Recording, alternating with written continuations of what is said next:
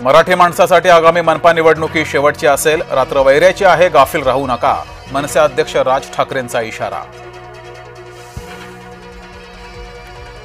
गौरीची आत्महत्या ही धक्कादायक घटना, पोलिसांनी कसूर न ठेवता तपास करावा. गौरी आत्महत्या प्रकरणी पंकजा मुंडेंची प्रतिक्रिया. मंगलप्रभात लोढा अमित साटम यांचे आरोप खोटे, व्हिडिओ क्लिपमध्ये कुठेही धमकी दिल्याचं समोर आलेलं नाही. असलम शेख यांचं स्पष्टीकरण.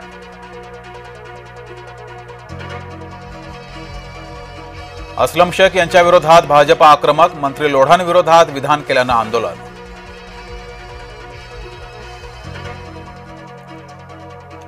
हिंदू मुस्लिम वाद बंद करा नाहीतर महागात पडेल, मुंबई भाजप अध्यक्ष अमित साटम यांना फेसबुकवरून धमकी. काँग्रेसचे अमानत खान यांच्या विरोधात भाजपाची तक्रार.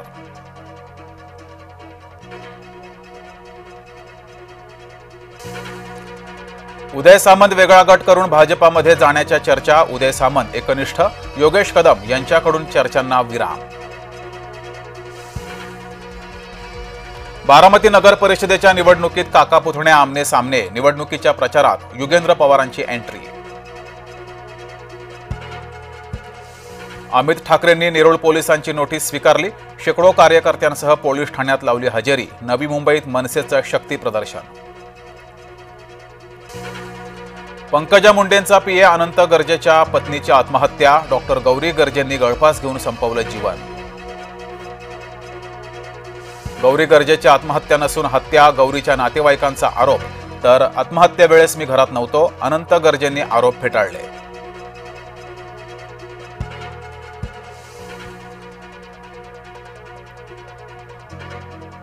डॉक्टर गौरी आत्महत्या करणारी मुलगी नव्हती, अंजली दमानी यांनी दिली प्रतिक्रिया. भाजपासोबत राजकीय मतभेद, मात्र भाजपाला सुसंस्कारी पक्ष मानते. खासदार सुप्रिया सुळे यांचं वक्तव्य. माझ्यामध्ये आणि शिंदेमध्ये कोणतेही मतभेद नाहीत, मुख्यमंत्री देवेंद्र फडणवीसांचं स्पष्टीकरण. अनेकदा बोलायचं असतं वेगळं, मात्र अर्थ वेगळा निघतो. अजित पवारांच्या वक्तव्याची मुख्यमंत्र्यांकडून सारवासारव. विकासाच्या मुद्द्यावरून माझी बिनविरोध निवड, फडणवीसांचे मामेभाऊ आल्हाद कलोतींचं विरोधकांना प्रत्युत्तर. माझं नाव घेतल्याशिवाय काहींचा दिवस जात नाही, उपमुख्यमंत्री एकनाथ शिंदेंचा उद्धव ठाकरेंना टोला. न बोलण्यासारखं माझ्यात आणि शिंदेमध्ये घडलेलं नाही, वेड्यांच्या बाजारात काही माध्यमं वेडी झालेली आहेत, मुख्यमंत्री देवेंद्र फडणवीस यांचं वक्तव्य.